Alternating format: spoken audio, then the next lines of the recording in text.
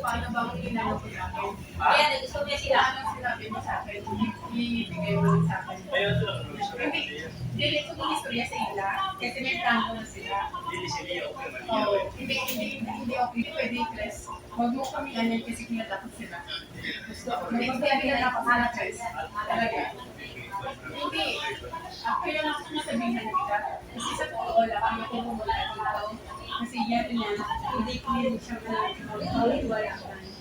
Hindi ko siya wala ka. Tapos yan, totoo ang lang yung delivery. Hindi talaga mas delivery, inaway niya na ako. Hey, I press, oo, naintindihan ko talaga na mag-work ka ako pa. Pero, bago ako press, kilala ko sila. Pero kilala ko sila. Hindi mo kaya doon, away ko dito. Saka maawa ka na sa akin, Manuel. Pero hindi ko, hindi